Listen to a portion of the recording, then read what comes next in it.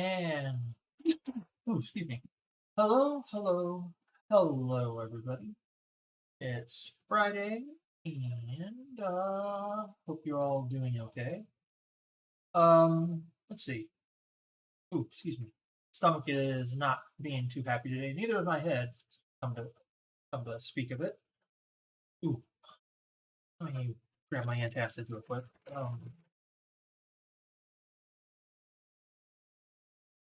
Yeah. Um, Not super long stream today. Doing well enough, I think, to at least start up the new case in Great Ace Attorney. But I'm not going to go too long. Not going to push myself too much. But didn't want to end out the week without a stream. Uh, so uh, should be coming. I'm going to be swapping headache medication. This one's not really doing well for me, as is obvious. My headaches aren't really going away, and I'm getting more side effects than benefits. So that's not good. As my half empty bag of antacid chews is already attesting to. Ugh. Nausea is not fun. Hi, Erd. Anyways, my studio. There you are. Swap on over to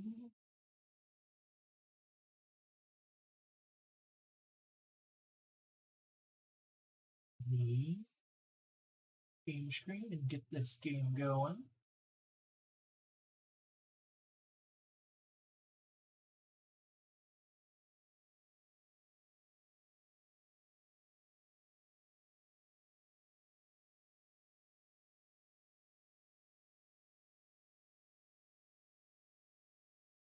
And if it'll launch, launch perhaps. Go. There we go. Maybe. Oh no. Oh, there we go.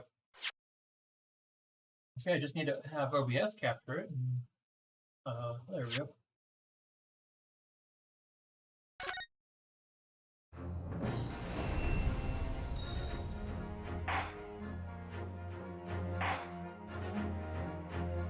The Adventure of the Runaway Room. Room?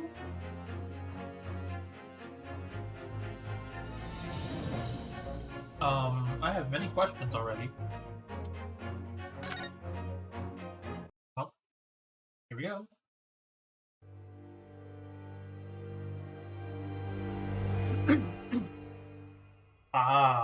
This kind of runaway room. Glancing over my records of the late last century, I am faced by the events of a certain bitter winter. A murder in a carriage as it sped through dense London fog in the dead of night. Though the victim and the perpetrator were the only ones inside, there were multiple witnesses to the crime itself. We're under suspicion again, aren't we? None could have imagined at the time that such a seemingly obvious case as this would end in such a horrendous manner. My friend, Mr. Herlock Sholmes, once said of the incident, I believe that perhaps that case was indeed the prelude. the beginning of a long concerto that impressive Japanese student and I were to play together. Oh boy. We're in trouble again, aren't we?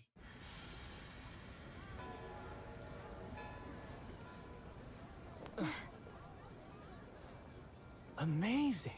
Is this really just a railway station? Railway station or not, I've never seen such an enormous building before. And look at all the steam locomotives. This country is incredible.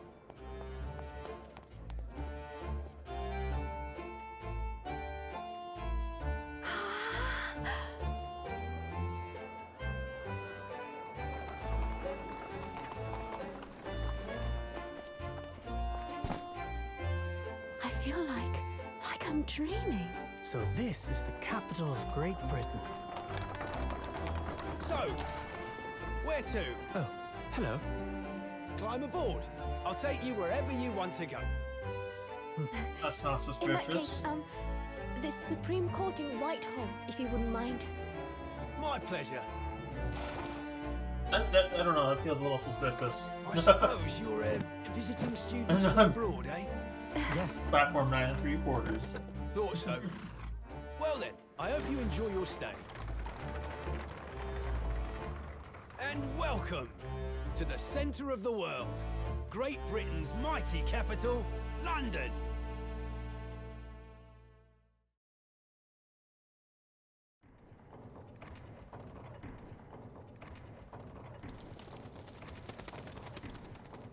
Ooh.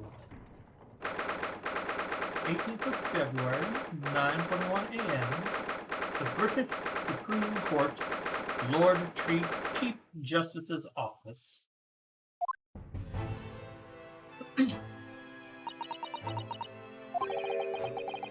What an incredible place. It's so imposing. It's almost suffocating. This place is breathtaking. It looks like a fortress. There's some stone buildings like this in Japan now, of course. But they've only just been built a few short decades since we opened our borders to the outside world. An authentic example like this is quite a different impact, wouldn't you agree? A far cry from the wood and paper most of our buildings are constructed from. It's certainly unfamiliar. But I think there's more to the differences than just construction materials. What is this place again? This is the Lord Chief Justice's office, Naruhodo-san, in the Supreme Court of Great Britain. The Lord Chief Justice. We had instructions to report here at this time, if circumstances were different. We were supposed to let the Lord Chief Justice know that we had arrived from Japan. But Kazuma can't. No. So instead, we are here in a different capacity, as envoys to report the news of Kazuma-sama's death. Yes. And having delivered his or her message, an envoy's duty is done. So, we'd have to return to Japan. If we want to remain here in Great Britain, I have to take Kazuma's place as the law student selected for the study tour. Yes, which means you need the requisite qualifications as a lawyer. Which is what I've been studying for. Here in Great Britain, it is the Lord Chief Justice who appoints lawyers. So that's the second reason why we're here, to have you officially recognized as a lawyer. It's the only way we'll be able to remain here in London. I hope I'm up to the scratch. Good morning. Sorry for keeping me. I don't know. Let's see. What voice do we have? Yeah. Okay, I got a good voice for you. I chose a good voice. I trust you aren't too exhausted after your long voyage from Japan. It seems I'm 1 hour, 12 minutes, and 47 seconds late. My apologies. Oh, no. Don't mention it. We're never happier when we're standing around with nothing much to do. How fortunate. So, introductions. I am Male Strongheart. Oh my god. Book. Male Strongheart.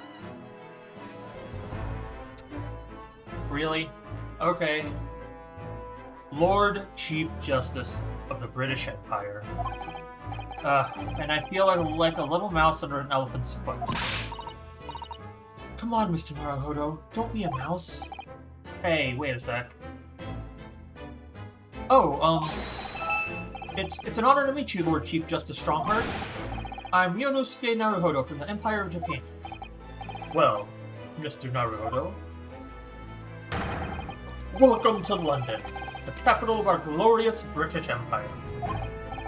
Ah, yes, thank you.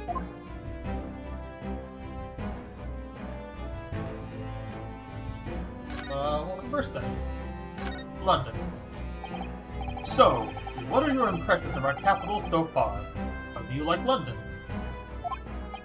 Oh, well, I've been so nervous ever since I got here that I can't remember a single thing about the city. It's simply splendid, isn't it, Mr. Naruhodo? Oh? We had a wonderful view of some of London's streets from the carriage on our way here from the station. Everything is so impressive and grand. I must say I'm almost lost for words. I'm glad to hear you like it. The city boasts tramways, piped water and gas, even cables supplying electricity. We spearhead every revolutionary new technology in the world. Every visitor to London is astounded. Oh yes, astounded is the word. Thanks for saving me there, Susato-san. And everyone seems so jolly and full of vigor.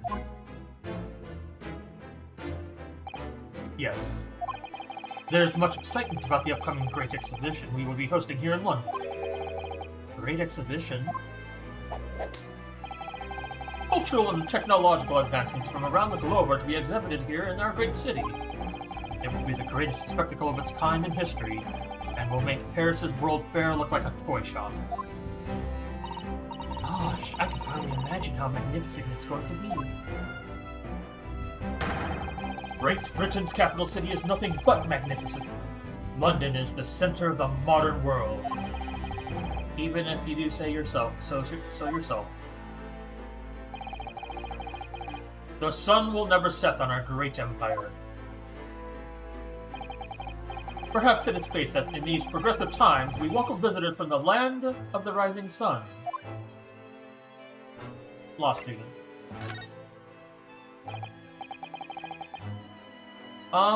Lord Chief Justice, I think you were expecting a student of law for this study tour, weren't you? Absolutely. Mr. Kazuma Asogi, if my memory serves. That's right. The British government has already been telegraphed with full reports on the situation. I understand the young man lost his life aboard the steamship bound for our shores. That's amazing. The news reached him before we even arrived. My country naturally extends its deepest condolences to yours. Oh, thank you. And you honored this appointment specifically to inform me of the news? Yes. We are here in the capacity of envoys from Japan to report the sad news in person. They tell me you Japanese are a people of protocol and courtesy, and I see that it's true. And it is with some regret that I must inform you that the death of the young lawyer means the study tour arrangement can no longer proceed. If you would just hear us out, Lord Strongheart. What do you have to say, madame? It is about the study tour. Mr. Naruhodo here would like to make a proposal. Would he now? Well, Mr. Naruhodo. This is it then. The moment of truth. Continuing the study tour.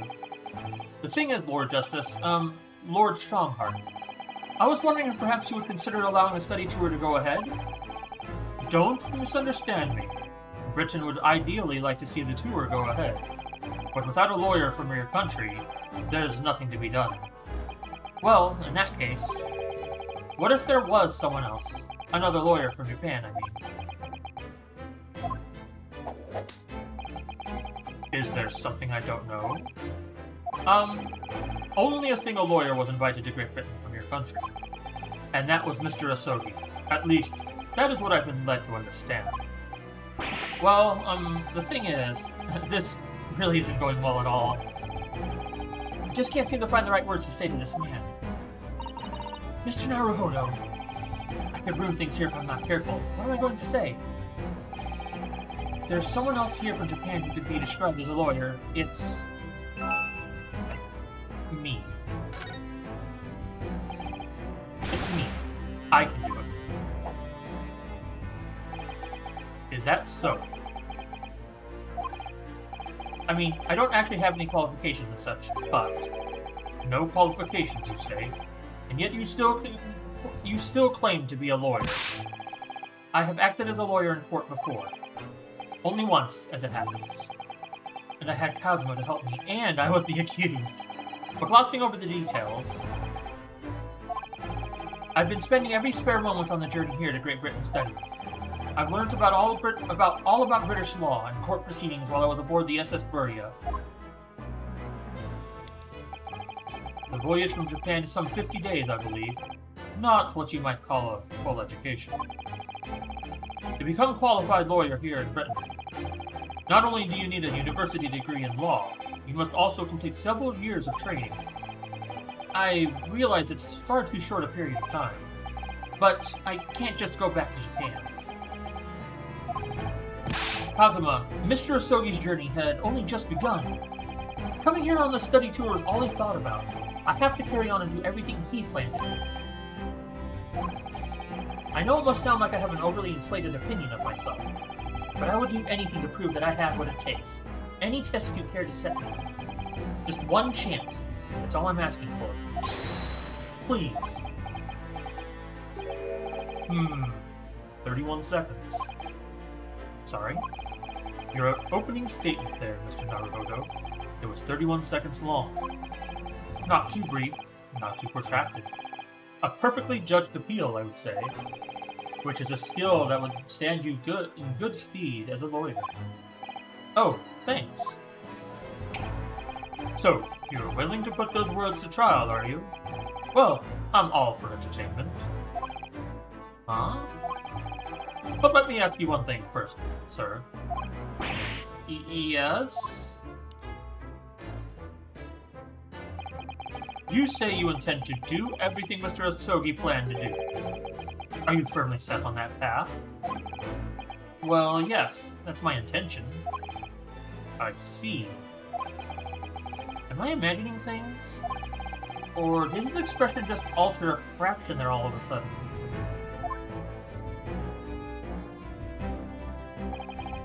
Very well. You have your wish. I'll give you a chance. A test to become a specially certified lawyer.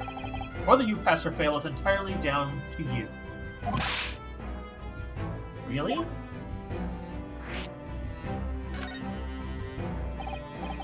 So what form will the test take exactly? Tell me, Mr. Naruhodo, what do you consider the role of a lawyer to be? Well, defending people, of course. Well said. So, let's have you defend someone. Huh? Your timing is perfect, in fact. There's an apt trial about to begin later today. No advocate has been appointed for the defense as yet, so this will be welcome news. Today? Straight away? If you manage to secure a verdict of not guilty, you'll have passed my test. What could be simpler? How do I get myself into these situations? Well, could I ask, what sort of trial is it, Lord Strongheart? Yes, good question. I remember. A murder trial. Knew it. It's a murder trial. A murder? An extremely simple case, I understand. You really can't lose. That's easy to say, but I should mention just in case. If the defendant is found guilty, he will of course be sentenced to capital punishment. Capital punishment? He'll be put to death? Here in Great Britain, murderers are sent to the gallows without exception. Presumably you read that much in your short C-based introduction to British law? We can't possibly agree to such a test. We would be toying with a man's life. I am the Lord Chief Justice, and I've decided it's acceptable. But you can't do that, can you? There is no need to overcomplicate this. All you have to do is ensure that you don't lose. The defendant may live or die depending on how well I perform in court. If I lose, he'll be hanged. Mr. Naruhodo, you come to me claiming to be a lawyer. If you want me to take you seriously, you need to prove you're willing to do a lawyer's job. And you say you intend to see through the will of your compatriot, Mr. Asogi. I would like to understand just how far you're willing to go in order to make that happen. He's testing my resolve. What's the matter? You've fallen silent. I'm sorry, but time is pressing. The trial begins shortly. I need an answer from you now. What's it to be? What do I say? Do I agree to this absurd test? We don't have a choice. Alright then, if I have to give you a decision now, my answer is... Can't do it. Can't get the words out. 15 seconds. Your decision-making needs work if you want to be a lawyer. That was too slow. So, it's as I suspected, is it? Sorry? You have noble intentions, but lack the resolve to see them through. The test is cancelled. Thank you for stopping by. Go and acquire your ticket for passage back to the east tomorrow. This conversation is over. Yes, Lord Strongheart. Thank you for offering me a chance. Mr. Naruhodo. I'm sorry, Mr. Sato, but what could I do? It's alright, I understand. You do? It's not an easy decision to choose whether to defend a man in these circumstances. But resolve has absolutely nothing to do with it. What are you trying to say, madame? I think what Mr. Sato means is that no matter how badly I'd like to be recognized as a lawyer and stay here in Great Britain, to risk another man's life by treating his one and only chance at a trial so trivially would be utterly unforgivable. And I feel exactly the same way. I'm sure the defendant won't see this trial as a test, as some kind of experiment.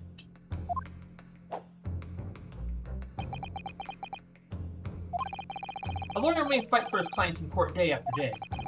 For each one of those clients, the particular day they stand in the dock may be the only chance they have to fight to prove their innocence. No, I was wrong. I'm not qualified to do that job yet. I'm sorry for wasting your precious time, Lord Chief Justice.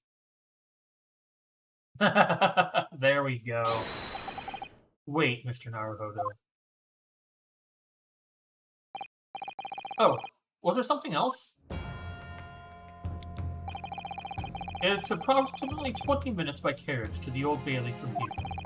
If you leave immediately, you should still be there in time. But I just said that. I was quite serious in what I told you. The defendant in this case has literally no one to advocate for him. What? At this point, he can't hope to find someone to represent him. The trial will begin without the defense. And if that happens, there's only one possible outcome. He will receive the most severe sentence the judge can pass down. That's awful. But that is the truth. Why does it have to be like this? Please don't expect an answer to every question. The cold, hard truth of the matter is that there is only one person now with a chance to save this man from a very miserable end. And that is you. I'm really his only hope. So, what do you say now, madame? Me? What do you mean, Lord Strongheart? You said it wasn't an easy decision to choose whether to defend a man in these circumstances, and I agree. But in my estimation, it is purely and simply a matter of resolve. Oh. Our time is up here. I have a meeting to attend. I must leave in 2 minutes and 16 seconds. So, venture into our great city and enjoy yourselves. And he's gone. Oh, God damn it. He's gone. The Old Bailey. If we're going to do this, Mr. Naruhodo, we must leave at once.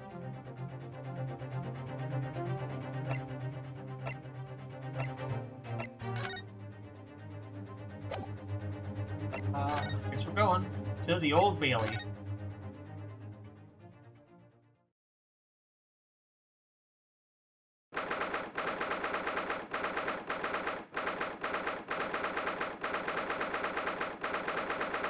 The defendant's antechamber. Oh, thank goodness. We're here in time. There's still 15 minutes until the trial begins. I never knew a horse-drawn carriage could go so fast. I thought my teeth were going to rattle loose. Did you hear what I said to the driver when we climbed aboard? Get us to our destination in 5 minutes, driver, and there's a guinea in it for you. It's one of my favorite lines from the Herlock Sholmes stories, and it worked quite perfectly. I'm not sure why you're so pleased. I thought we were going to die, and we have to pay gold for the privilege. Well, at least we arrived here before the trial started. Yes, I suppose there's that. Anyway, I don't understand it. The court clerk said the defendant should be here, but there's no sign of him at all.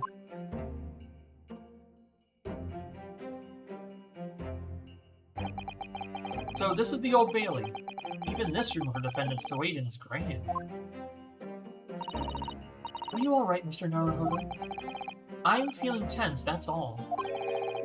This place gives me the same sense of foreboding that I remember from the Supreme Court in Japan. An oppressive air, almost as if the building itself is going to crush whoever is about to be sentenced. It feels like only yesterday that I was about the one to be crushed. Yes, whoever the man you're out to defend is, I imagine he's feeling very alone at this moment. Oh no. Top of the morning to you, madame, sir. Oh dear God. What are you doing, following me here? Things are fair desperate, are they? Sorry? Would you look at those expressionless faces? From the east, are yous? We're from Japan, yes? Ah, Japan, is it? Right, say more, no more. I don't know what kind of, voice to do for this guy. So, how much yous need? No, we're just here because... No need to explain, fella. I've been there myself, so I have. No place to go, nothing to eat, barely a penny to your name. No while a strange, faraway land. Well, actually, we haven't found a place to stay yet, no. Oh my God. 'Tis grand, 'tis grand. Let me start by giving you 1,000 guineas. Say none now. 1,000 guineas? Please, Mr. Sato, you don't have to shout. But 1,000 guineas it's enough to build an entire mansion in the most prestigious area of Tokyo. What? It's nothing to me at all. I like to ensure I have sufficient funds to weather a rainy day, you see. I've enough wealth to buy the city of London 2 or 3 times over. Could that much rain even fall in one day? Well, even so, we couldn't possibly accept such a large sum of money. Ah, that hit me in the eye. Don't get me wrong, fella. I ain't giving it to you no strings attached. I'll be wanting you to do something for me. Oh? To be honest, 'tis a little embarrassing. The trial's about to begin, you see, as for me good self here. I'll be on the dock. So now, what I want you to do is come along with me and stand there beside me. Officially, you'd be my lawyer, but that's just a little detail now. Oh, well, the thing is, don't worry about a thing. All you gotta do is stand up there next to me, nothing more. Otherwise, you see, the trial is gonna start without me having any kind of representation at all. So it was true. The Lord Chief Justice wasn't just making it all up. I still need to figure out what voice I want to choose for this guy.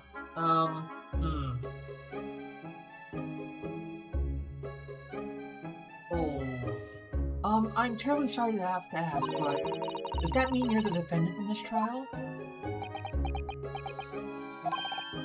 Blustering Blazes. Do yous not know who I am? Me, one of London's biggest names? No, sorry. We've only just arrived in the city, you see. I see. I suppose it isn't altogether impossible. Well, just next to Hyde Park in the city centre in London, is another beautiful park. Sorry? Park? What? It is called Gilded Park, full of blossoming flowers in the spring and singing birds and whatnot.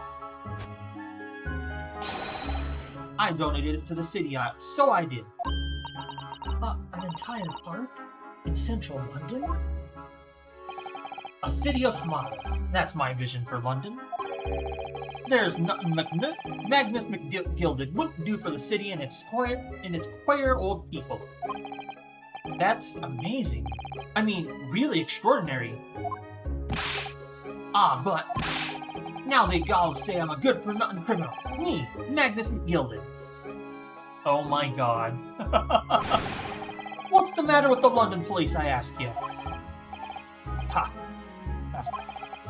Alright, don't pass out.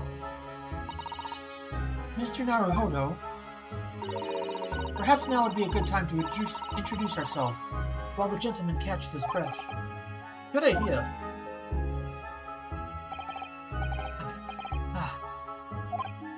Mr. McGilded, the thing is, we're actually here in London to study British law. We're law students on a study tour from Japan, you see. So, if you don't have a lawyer for the trial yet, and you'd be happy to put yourself in our hands, we'll do our best. What was I after saying, you daft Egypt? I've given you 1,000 guineas to stand up there to me, haven't I? Well, yes, but I wasn't really offering just to stand up there next to you. Oh, I think I see what was going on here. Sorry. I know what you're thinking. There's a chance of a fella claims to have more money than the Queen. But if that's true, why the blazes can't he hire the finest lawyer in all of England? Because he did it, that's the only explanation. Well?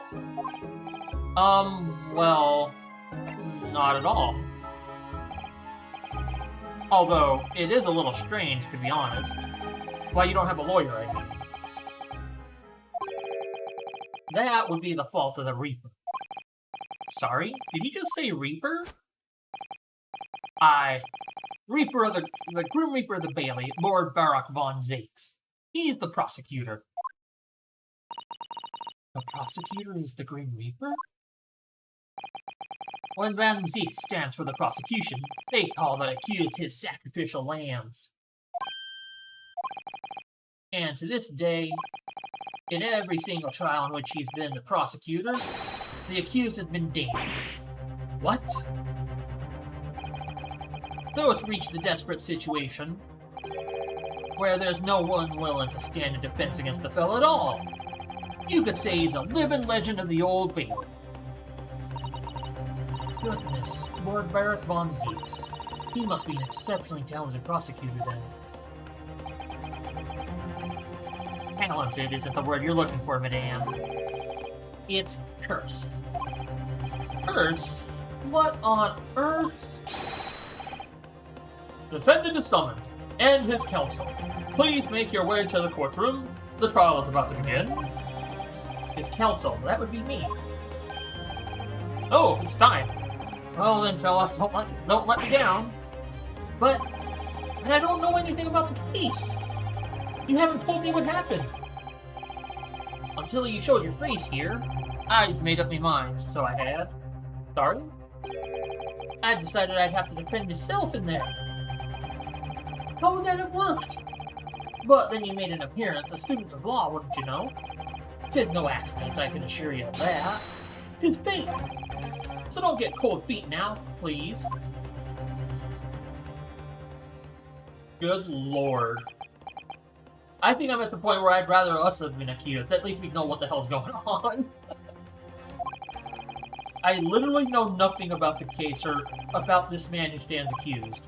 In fact, the only thing I do know is that I can't just turn my back on him. Okay, never mind. I want to defend this guy because he is dressed in purple, alright? I will defend him to death. Mr. Naruhodo, the man has no one. He'll have to stand alone in that courtroom, armed with nothing to defend himself. Yes, something that Kazuma would never have allowed to happen. Counsel for the defense, what are you doing? If you're late for the start of the trial, you will lose your right to stand. I'll be right there. Alright. Let's get this started. It's happening then. My first trial in a British court. I hope you're watching over me, Kazuma. Because I have no idea how I'm going to manage this.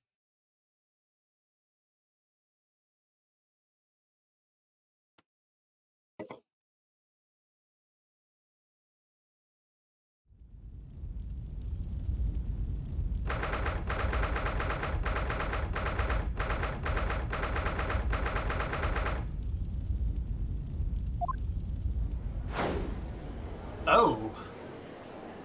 Oh boy. So this is the highest court in Great Britain. The Old Bailey. The centuries of history in this place is palpable, isn't it? It's so different to the Supreme Court in Japan. It feels both imposing and serene at the same time. The atmosphere almost makes words redundant. Whenever the country, determining a person's guilt or innocence is always a solemn affair.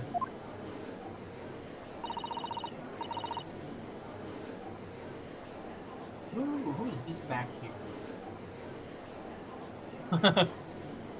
It's like a very striking shadow in the back when there's only like indistinct shadows back here. May I say something, Mr. Naruhodo? Oh, yes, what? Oh god. Your eyes look ready to pop out of your head again. I know, but I just can't help it. Oh my god, it's Dracula. Oh my god, it's... God damn it. In the name of Her Majesty the Queen, I hereby declare this court to be in session. We are here today to determine the guilt or innocence of Mr. Magnus McGilded. I now call upon the counsels for the prosecution and defense to declare their willingness to proceed. Oh god, what kind of voice do I do for you? The prosecution is fully prepared. That must be the Reaper of the Bailey. He really does look fully prepared to dispatch his next poor victim to the underworld. Counsel for the defense, you appear to be Eastern. Do you speak English? Huh? Oh, yes, of course. Sorry. But he asked if the defense was ready, and I couldn't be further from ready if I tried.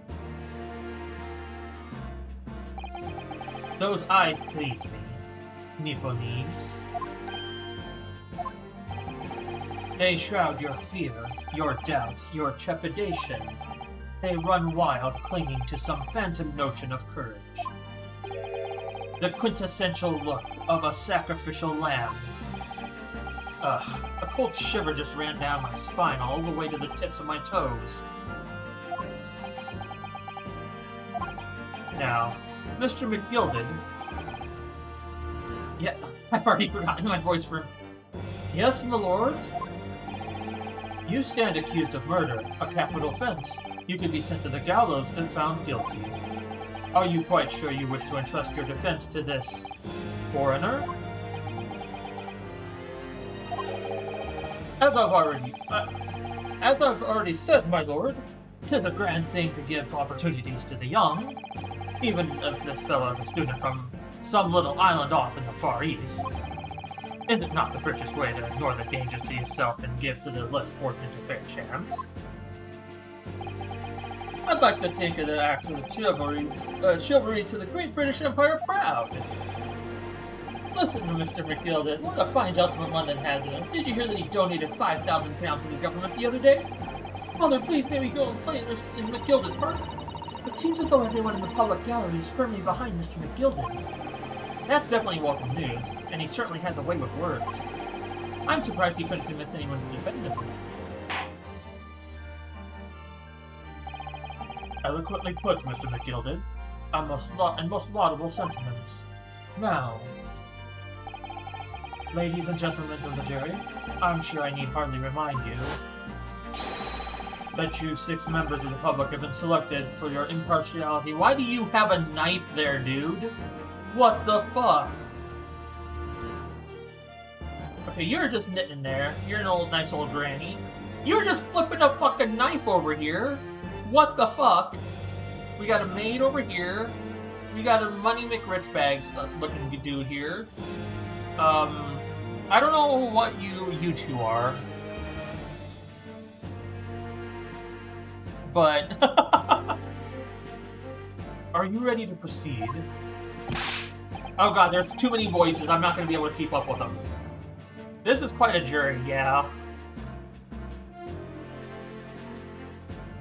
Yes, my lord. If the task is to send martyrs to the gallows where they belong, I'm more than ready. At the manor, his lordship always says we should dispose of rubbish promptly. Naturally, I agree. Ha! Any criminals here will be soon wishing they never set eyes on me.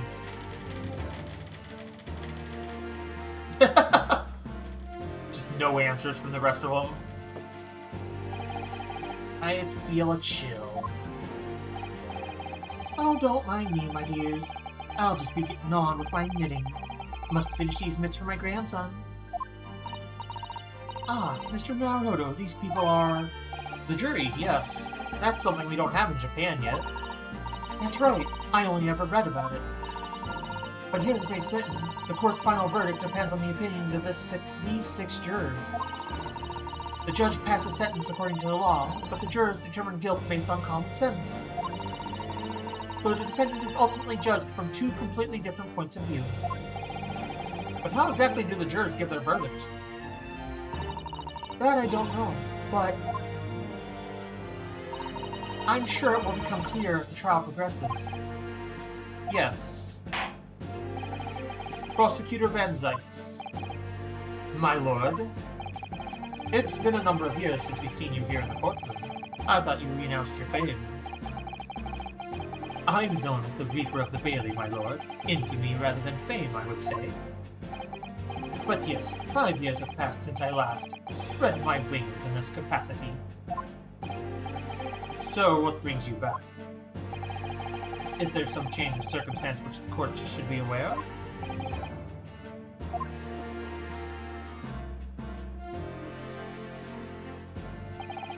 I leave that to your imagination, my lord. So the Reaper has been out of action for 5 years. Why did he have to choose today of all days to make a comeback? Don't lose heart, Mr. Naruhodo. As you wish, sir. The court nevertheless welcomes your return. Now then, opening statements, I think. A summary of the case, if you please. Certainly, my lord. As your lordship is aware, this case is of overwhelming simplicity. We must be the only ones in here who aren't aware. The incident took place in the late evening, 3 days past. The hour was some minutes after 10. The victim was a maker of building bricks known in the community as Thrice-Fired Mason. Sorry, Thrice?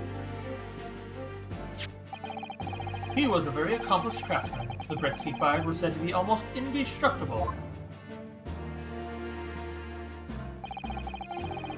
The victim's corpse was discovered in an omnibus in service on the streets of London at the time.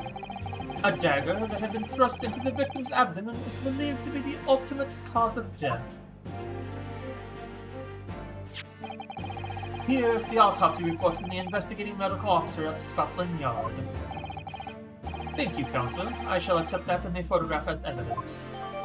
The autopsy report has been entered into the court record. The photograph of the crime scene has been entered into the court record. And one further item of evidence. The prosecution was to submit these as well. And these are... Good lord, is that blood, counsel? Yes, my lord. Seized by a policeman who arrived at the scene. These gore-soaked gloves were taken from the hands of the accused when he was arrested. What? Mr. McGilded's gloves had blood on them?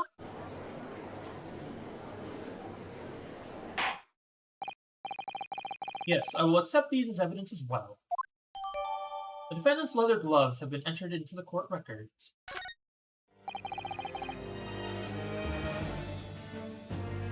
How did I get into this? I'm backed into a corner before I've even started.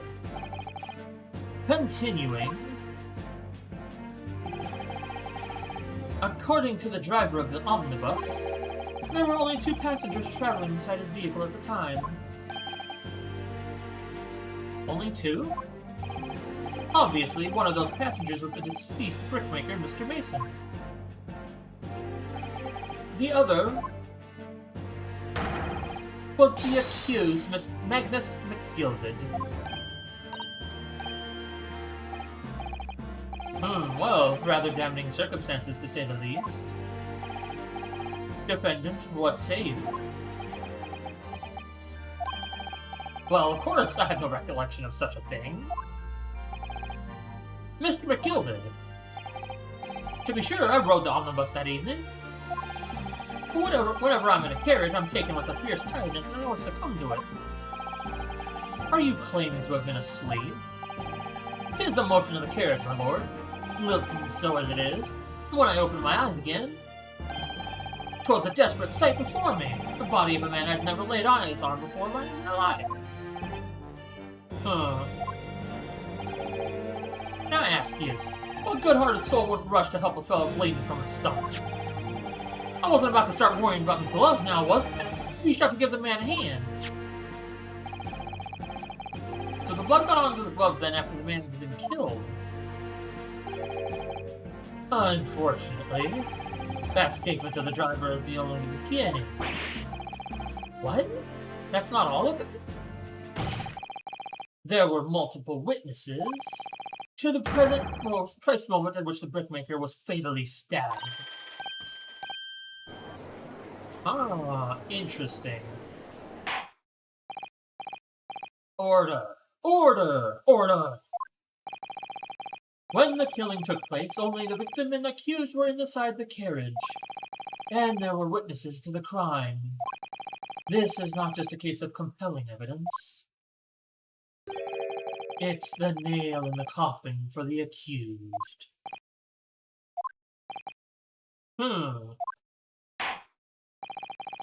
Thank you, counsel. The circumstances of the crime have been made quite clear. I think we will hear testimony from these witnesses first of all. Your wish is my command. Bailiff, bring the witnesses in at once.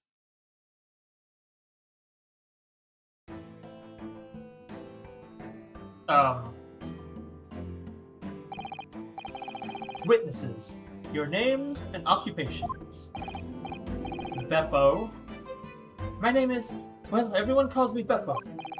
I drive an omnibus in the East End. Fairplay. Bruce Fairplay. I am a banker in the city. My name's First. Lady First. I make hats for gents. Let's begin by confirming the facts.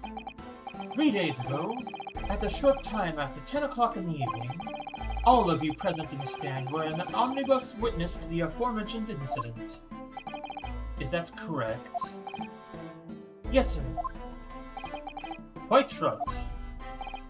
Yes, sir, that's right, sir.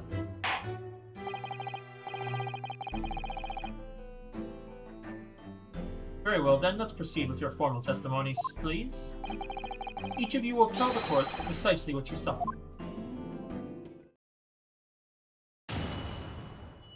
Oh boy, here we go. It was the last bus of the evening, so I had a few customers. I remember it well. The victim and the man accused of killing him were sat next to each other inside the bus. Then out of the blue, the accused just reached over and plunged a knife right into his guts. That's right, he stabbed him. I screamed, I did. I couldn't help it. As soon as I heard the scream, I stopped my bus, and then I saw it too.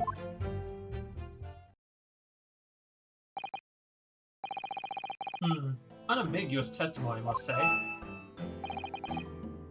Exactly, my lord. These men witnessed the incident on the omnibus with their own eyes. I'd like to ask a question, if I may. Yes, counsel?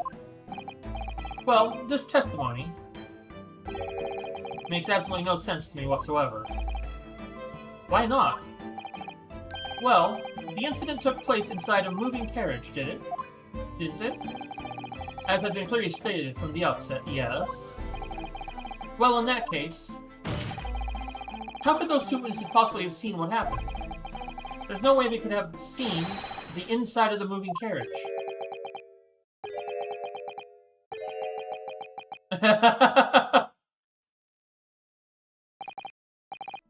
How quaint. I agree that civilization in the Eastern Island was a good century behind our own. But you're here in London yourself. Are you really so ignorant about our omnibuses? Huh? Tell me, my Nipponese friend, have you ever traveled in an omnibus? Well, no. We only arrived in London this morning. No matter. I have arranged for us all to see for ourselves the actual scene of the crime, that is. What do you mean? The actual scene? How? A carriage is designed to be moved, after all. Presumably you understand that much? Yes. The omnibus in which this bloody crime took place is here today, in this very building. Here? What? The entire carriage? Bailiff,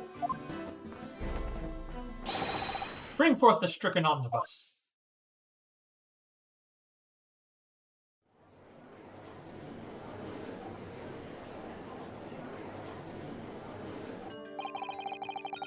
So that's an omnibus. The omnibus. Can't believe they could bring something so enormous in here.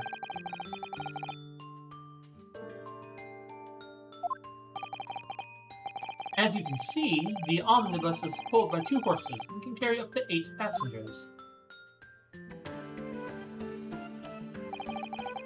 4 passengers seated inside the enclosed cabin, and another 4 on the rooftop deck above. Every Londoner knows that the best views of the city architecture and sights are to be had from the top of an omnibus. And I should point out to our foreign guests that there is a skylight in the roof, allowing a view of the interior from the seats above. Ah, a skylight. Oh. The penny dropped at last, I see. These 2 gents were occupying the rooftop seats on the omnibus when the murder took place. That is how they came to witness the grim incident. Through the skylight. Ah, that makes perfect sense. Well, counsel, this is a first. In all my years behind the bench, I've never experienced the crime scene itself being brought into the courtroom. There are a number of important clues remaining inside the carriage, my lord. I would like to submit the omnibus itself as evidence. That is the prosecution's wish. Fana, just finished therapy to see a friend streaming. Yay! Aw, he talked about me? That's... Art. Very well, I see no reason why not. This omnibus is hereby formally accepted as evidence. The omnibus has been entered into the court record. I can't believe it. The entire crime scene entered as evidence? Yes, Great Britain is simply extraordinary. I could help myself a lot by giving that omnibus a thorough examination, seeing as it's here. Let's look at that real quick. I need to see. Okay, the omnibus.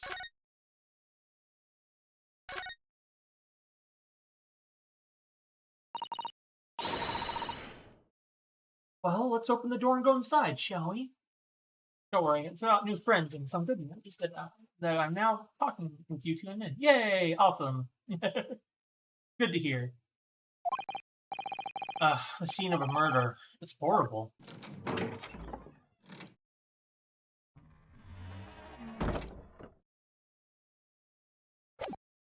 Oh, I didn't mean to do that. I meant to...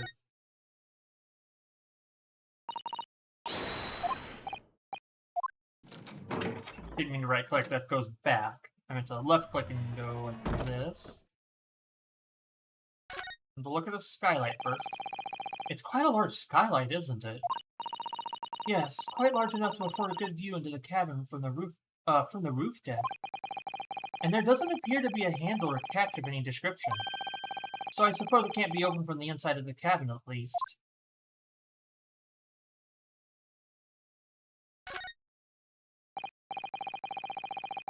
Oh, that's a poster for the Great Exhibition that's due to start in 6 months from now. There's a lot of focus being drawn to the Crystal Tower, the centerpiece of the whole exposition. Oh, the Crystal Tower. It's under construction already, I believe. People all over London must be fizzing with excitement at the prospect of such a grand event.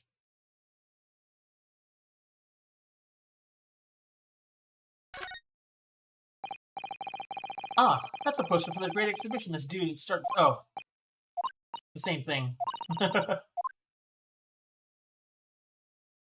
This. This seat has a handle, it seems. Aww. This looks like all sorts of equipment that might be needed to keep the omnibus running. Feeding tubs, tools to repair wheels and blankets, horseshoeing tools. So it's a storage compartment for the coachman to keep his things, it seems. There doesn't seem to be any space for passengers to store their luggage, that's for sure. Well, I don't imagine it would be very convenient for that purpose anyway.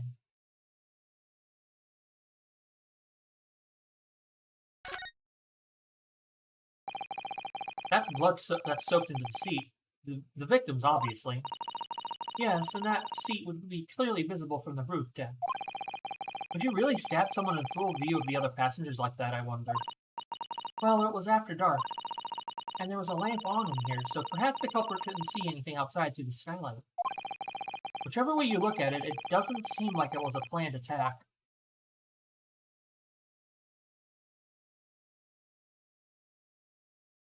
Something else we're missing here?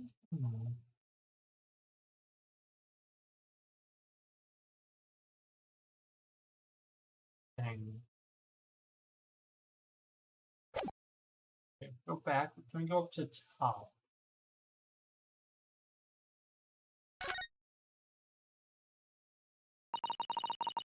So this is the roof deck of the omnibus.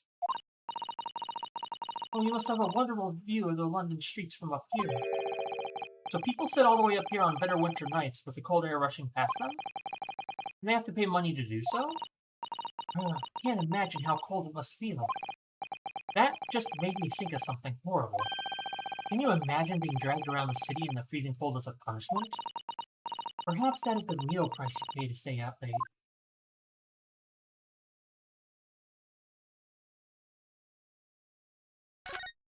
Oh, didn't answer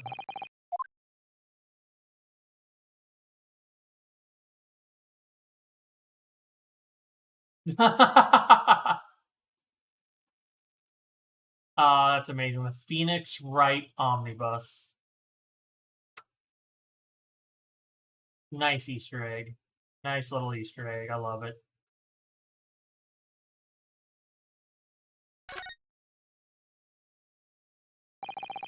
You can certainly see inside the carriage through this opening, that's for sure. Yes, and there's a lamp in the enclosed cabin, so I'm sure the witnesses would have been able to see quite clearly. That's not good for us.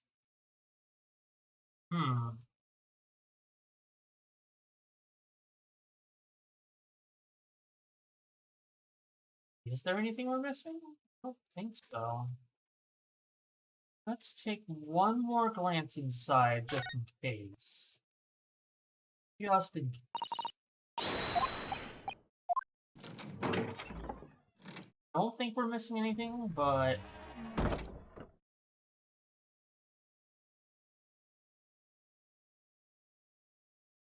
I don't think we're missing anything. Like, we're not missing anything on the floor. Open that up. Oh.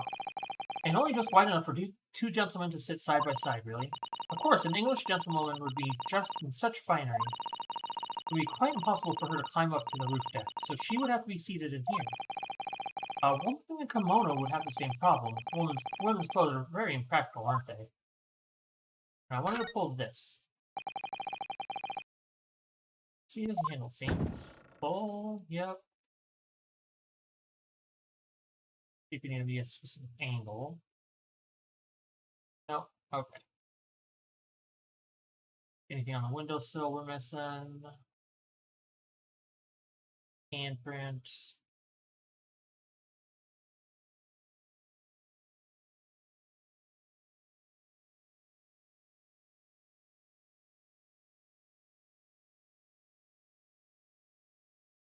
that. No, it just goes to the sign, not the thing. Okay. I don't think we're missing anything from in here.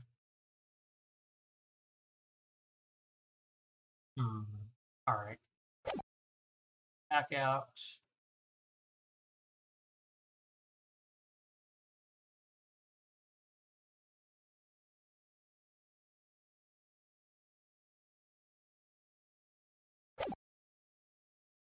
The glove.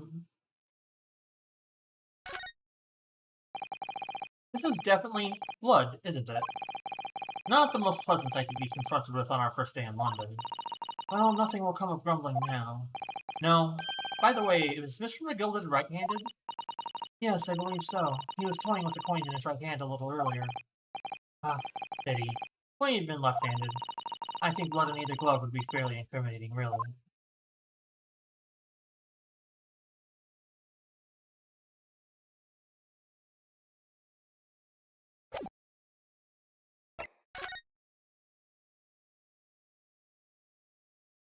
Oh, there's a missing button.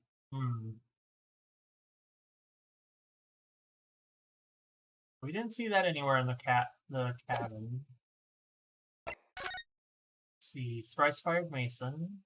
Stabbed once in the abdomen with a knife while stripping an omnibus. Died due to internal hemorrhaging resulting from the trauma. Alright. Ah, we don't have the student lapel pin. We don't have our lawyer badge, we have our lawyer armband.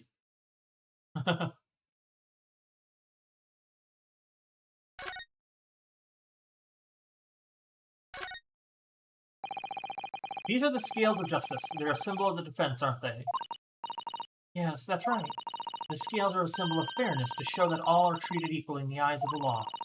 And they're a warning to those who enter the courtroom without an impartial mind. But if they're the mark of the defense, it would be more auspicious if they were weighing more heavily in the not guilty side, I think. Very impartial, I'm sure.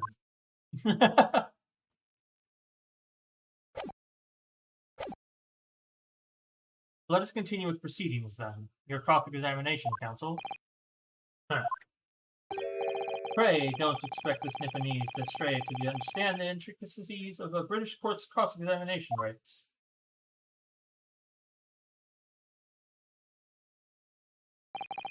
Alright, my first cross-examination in a British court.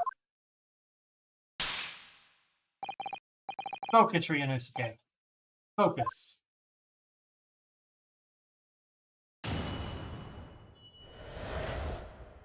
Let's see. It was the last bus of the evening, so I had few customers. I remember it well. The victim and the man accused of killing him were sat next to each other inside the bus. We're gonna press this one. And you saw them through the skylight in the roof of the carriage?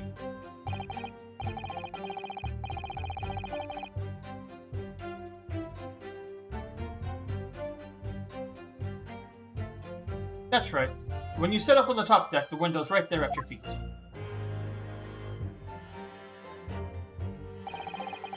There was a lamp on the inside, so I had a pretty good view. The two of them were wearing hats, and I couldn't exactly make out their faces. But there's not a shred of doubt in my mind that it was Mr. McGilded. How can you be so sure? Well, how can I put it politely? McGilded is a gentleman of rather small stature. I couldn't have mistaken him for anyone else. Let's not forget that when the vehicle came to a halt, the only people inside the enclosed cabin were the deceased Mr. Mason and Mr. McGilded. There's no room for doubt here. I really wish I was there was. Then out of the blue, the accused just reached over and plunged a knife into his guts. That's right, he stabbed him. I screamed, I did. I couldn't help it.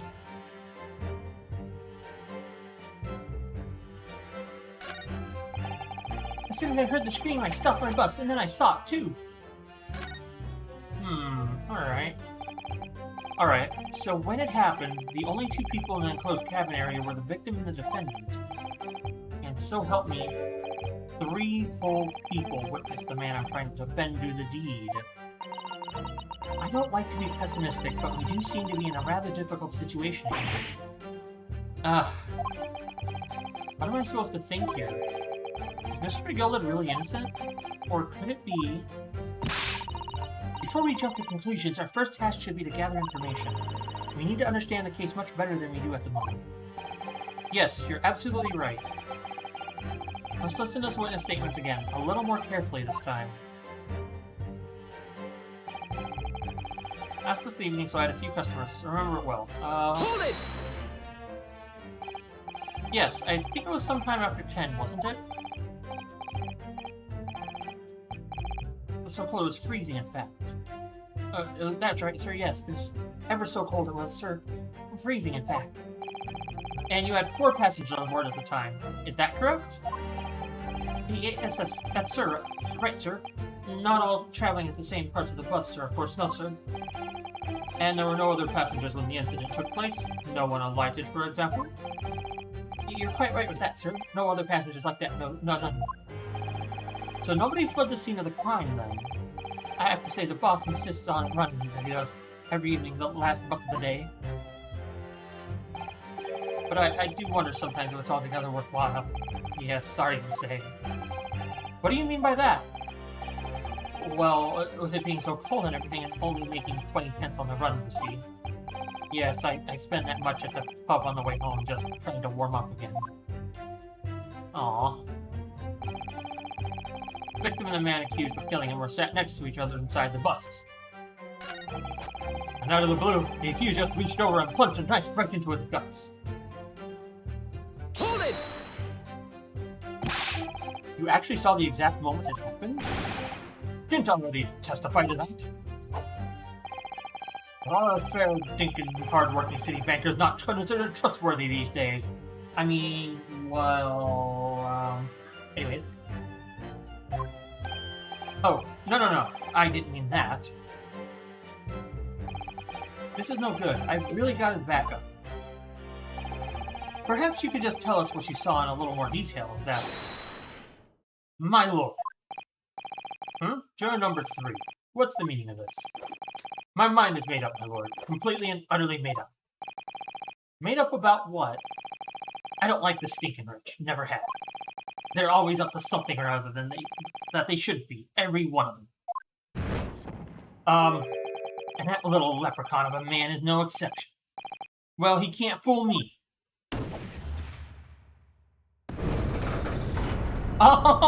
What is this Dark Souls bullshit? There's no point wasting time in any more of this. That's my opinion on the matter anyway.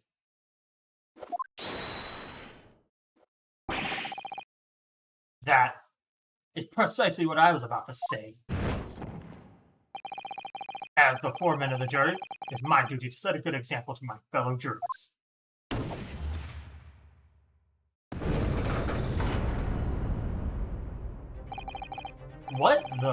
What is happening here? Let me see. Ah, yes. It seems that's how the members of the jury give their verdicts. With fire? Apparently, yes. White for innocent and black for guilty. As the 6 members of the jury make up their minds about the case, one by one they each cast a ball of fire into the great scales of justice, as we saw a moment ago. So if those enormous scales fall completely to the black side, does that mean... Let's do our very best to make sure that doesn't happen. Now I'm even more worried than I was before. Very well. The court acknowledges the change in the jury's stance. Counsel for the defense, please continue with your cross-examination. This is a nightmare. That's right, he stabbed him. I screamed, I did. I couldn't help it. Hold it! He stabbed him, you say? And you were sitting up on the roof deck, were you? Yes, that's right, sir. I was up on the roof seats. I remember seeing a little gent sitting next to the fellow that was stabbed. I've been thinking about a new hat design, you see, so I was gazing absent-mindedly around. But then I happened to look down through the skylight. It was sticking right out of his belly. That huge, great knife. A grim sight indeed. Ah, that didn't help me at all. The jury looked like they're even more convinced my client did it than they were before. That appears to have made everyone even more dubious that Mr. McGilded is telling the truth. If only we had some evidence to counter their suspicions. Mr. First. Oh, yes, sir? Is this the knife you saw? Oh, good grief, yes, that's it. The very one, sir. Is that? Yes, counsel. This is the blade that was driven into the victim's belly like a stake through the heart. That is a blade of considerable size, counsel. It is, and furthermore, the scabbard is emblazoned permanently with a certain initial. The letter M, which seems oddly familiar. Please, no. M. For Magnus, perhaps, or McGilded, possibly? Take your pick. It seems this particular big name in London made a magnificent mistake. Objection! Oh no! The plaques are back. But there are M's everywhere. Yes. In Mason. Objection! Oh, a very fancy objection there. This blade is far too extravagant for a poor brickmaker to have owned. No, this weapon of murder almost certainly belongs to the accused. Not conclusive, but certainly compelling, counsel. The murder weapon has been entered into the court record. Oh no. My lord, if you forgive the interruption... juror number 2. Go on. Mr. McGilded is a pillar of society and a gentleman's word should be sent. However, those of us in service know we must accept hard truths. Wait, what are you about to... Oh, dispose of the rubbish. Dear God, this is ridiculous. No! I don't wish to cause offense, but I don't like to eradicate all traces of filth. I do like to eradicate all traces of filth and grime.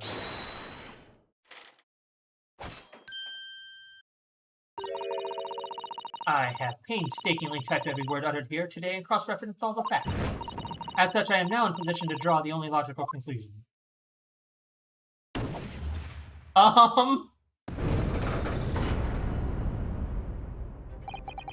Not again. That's 4 out of 6 jury members who've proposed a guilty verdict. There are only 2 left. We've had it. Every time I press these witnesses for more information, I just make the situation worse. Nevertheless, what we need more than anything at the moment is more information. We're still very much in the dark. I suppose I'll just have to keep pressing the witnesses, knowing that more sparks may well fly. We mustn't give up hope that we'll uncover something that that will give us a way to fight back. But... Alright, I'll keep trying. Can't give up.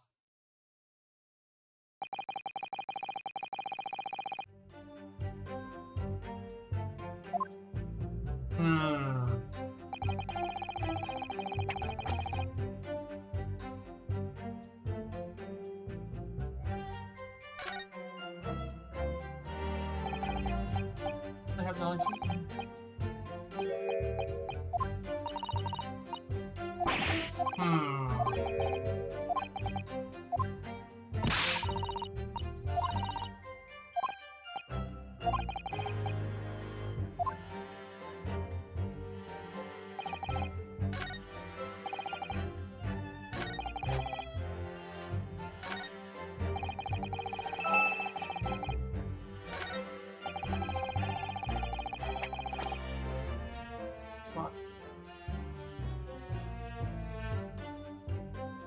Hold it! What exactly did you see?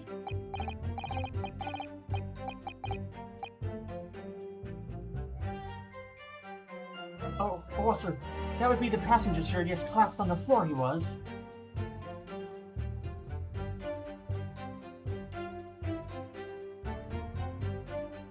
Wait, collapsed on the floor? And by the passenger, obviously referring to the victim, Mr. Mason, the brickmaker. And the other passenger that had the knife in his hand. This. By the other passenger, obviously referring to the accused, Mr. Magnus McGilded. And then he plunged it down like this, stabbing the other passenger in the belly. What? Pardon? What?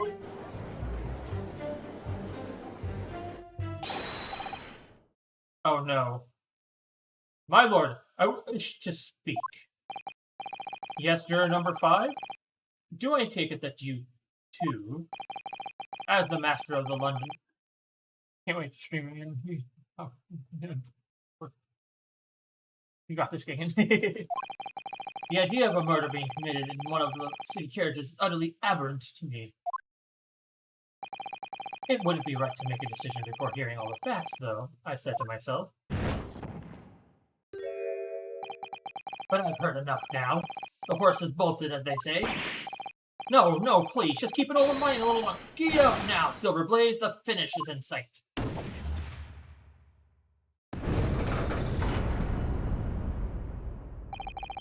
Beppo is a long-standing member of the guild, and I trust what the man says. Oh, thank you. Thank you, sir. You're too kind, sir.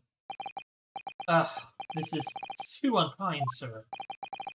Which now means that 5 jurors agree to condemn this man.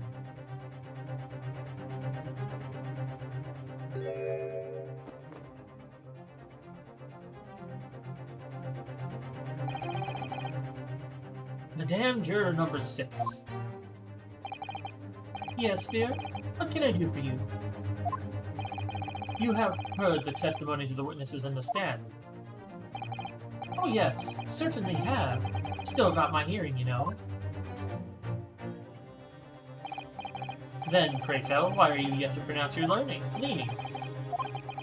Well, dear, the thing is, I'm a creature of habit, me. I always go to the park at around this time of day and sit on a nice bench and get on with my knitting. There's a lovely little park just near where I live. Gilded Park, it's called. The gentleman donated it to the city, you know. To put a smile on Londoners' faces, he said. I can't imagine such a fine young gentleman would have it in him to take another man's life. He's always doing wonderful things for the city. That's right, a man like that wouldn't stab someone, surely. Then maybe we go to the Gilded Public Library later and borrow some more books? How many Londoners live with their heads in the clouds? Do you people not know? What kind of man Magnus McGilded really is? What kind of man is he? The philanthropist Magnus McGilded has enough wealth to purchase the entire city he claims to value so highly. But where did all that wealth come from? Your client is a Shylock, sir, and one with the very darkest of souls. What? Stone the crows! McGilded lends money at extortionate rates of interest, so his victims have no hope of repaying him. When they default, he takes possession of everything they own. He is a vulture that preys on the weak. I've never heard any mention of that before. Your faculties have deserted you, I'm sure, madame. So has this thought not crossed your mind? Would a man wealthy enough to buy London in its entirety not have a carriage of his own? What possible reason could this man have had to make use of a public omnibus service? You're not saying that. The victim of poor brickmaker had next to nothing to his name, save considerable financial liability. It will come as no surprise that his creditor was the accused Magnus McGilded. But let it be also known that the very day Mr. Mason was killed was the final repayment date for his debts. Good gracious. The brickmaker was destitute. He had lost his house. He had not a shilling which would repay his debts. And in the end, this pitiful soul had the very last thing he owned taken from his life. By the merciless philanthropist pretender, Magnus McGilded. I don't believe it. Hold it! If I might add something briefly, Mr. Sato? You claim that the victim had been lent money by Mr. McGilded. But where's the evidence to support your claim?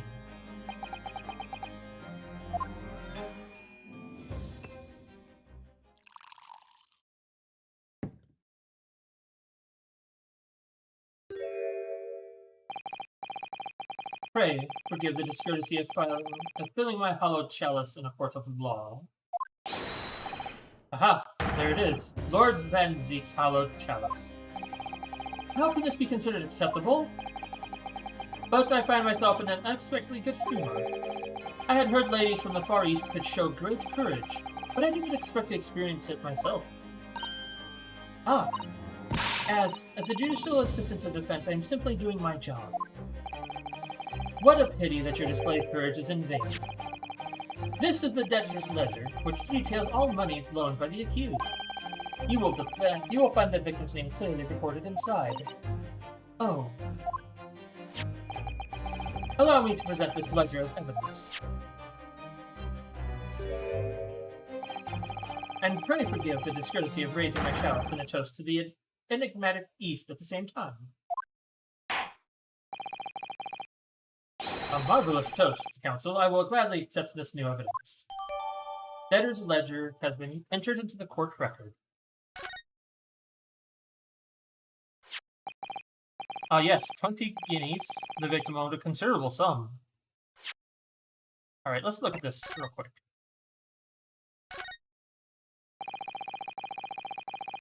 This portfolio must contain all sorts of secrets of London's gentry. Oh dear, do you really think we ought to look inside? Well, it's not as though we know any of London's gentry personally, is it? Apart from our great detective friend, perhaps. Oh no. Actually, I wonder. I assure you we will not find Mr. Sholm's name inside.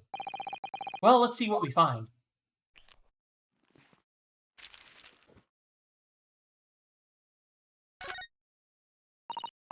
Gosh, it's crammed full of gentlemen's names, isn't it? Well, I suppose they're probably not all gentlemen at all, are they? After all, not everyone in this country is well off. Ah, goodness. What is it? Look at this. Do you see the name here? Bruce Fairplay. Did that mean something to me? It does sound strangely familiar, actually. Bruce Fairplay, the witness testifying at this very moment. Oh yes, of course, the banker. Why is his name in here? Ah, he borrowed 20 guineas, did he? And look, the repayment date is fast approaching. It's possible that this is just a coincidence, of course, but this could be very useful information.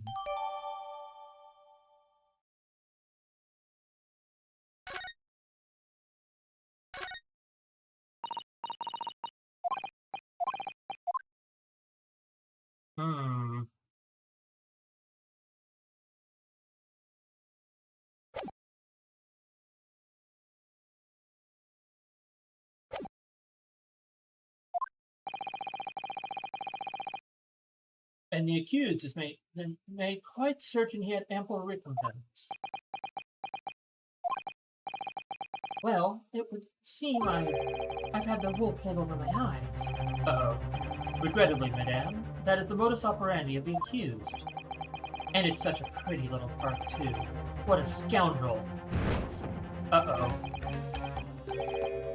Still, maybe it's all for the best. Ah, wait a minute. Let's think about this a little more before I don't stand for nonsense.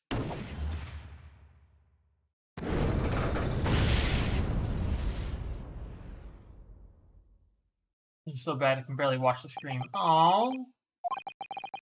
That was it. The last juror's decision.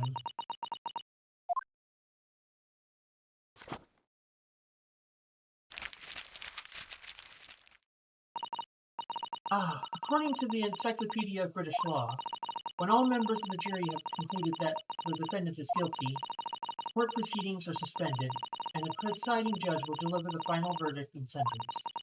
That's what it says here. Ah, the final verdict is over then. Oh! There's a footnote, though. A footnote? However, the defense All 6 members of the jury are now in agreement in this case.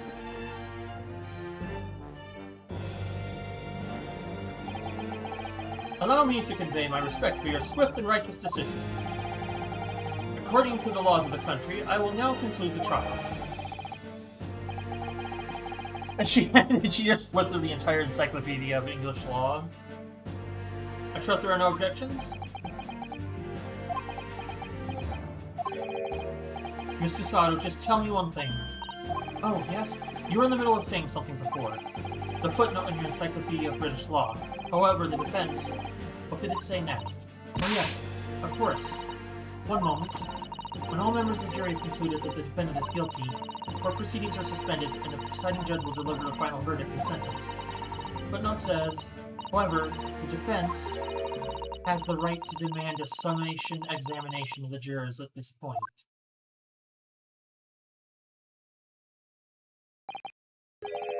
Summation examination. Objection!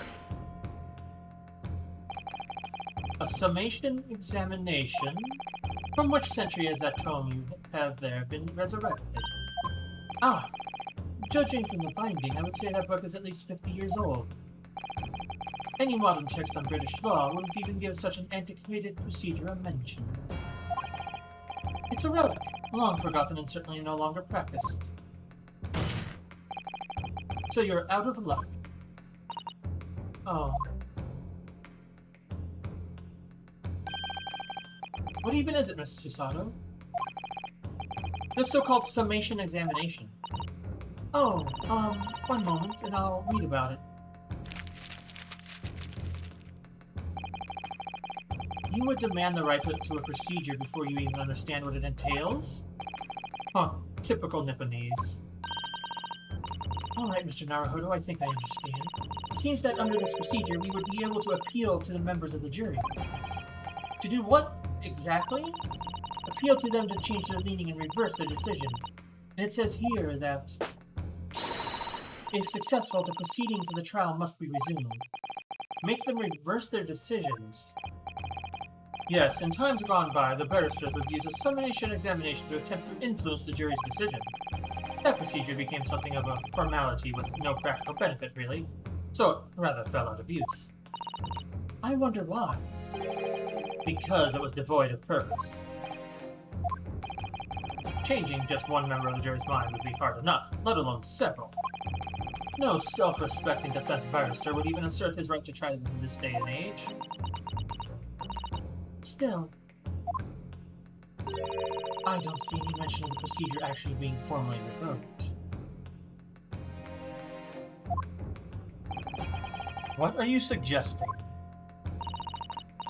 I'm suggesting that although it may be antiquated and largely forgotten, it isn't yet extinct. What do you think, Mr. Naruhodo?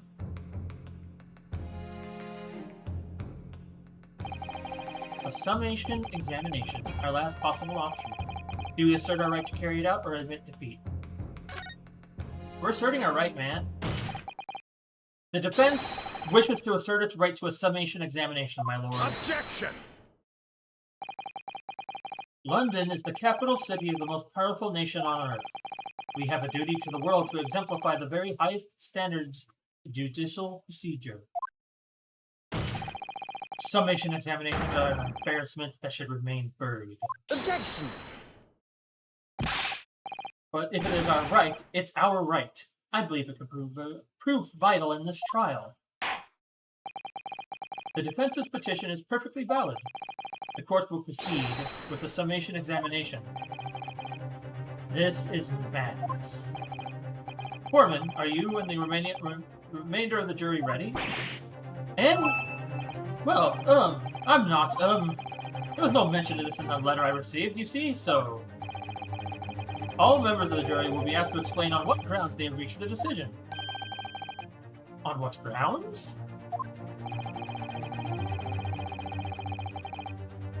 You must all justify your decisions and explain why you believe the defendant to be guilty. Well, my lord, you were rather putting us on the spot. Being most irregular. Not to mention that this was made before. I don't really hold with all this justifying lark.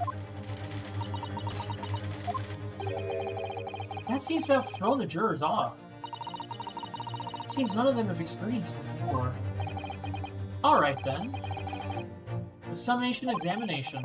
A defense procedure no practicing lawyer has attempted for years, is it? Well, just maybe. It might be the opportunity we've been looking for to turn this trial around.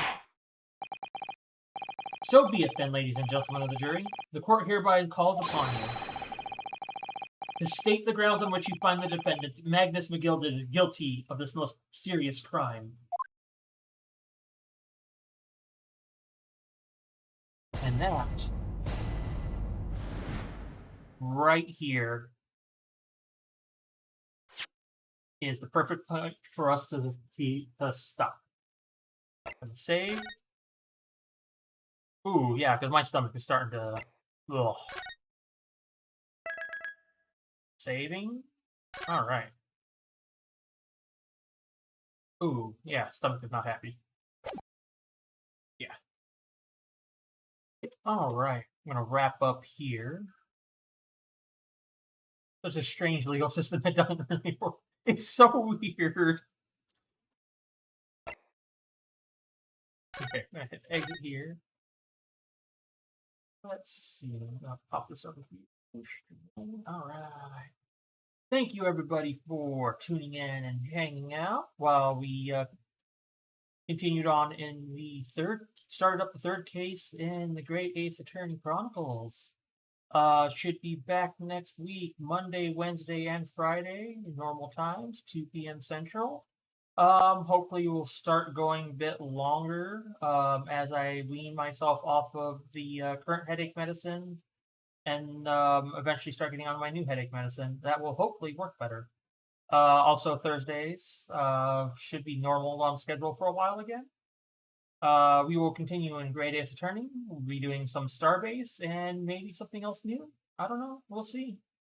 I'm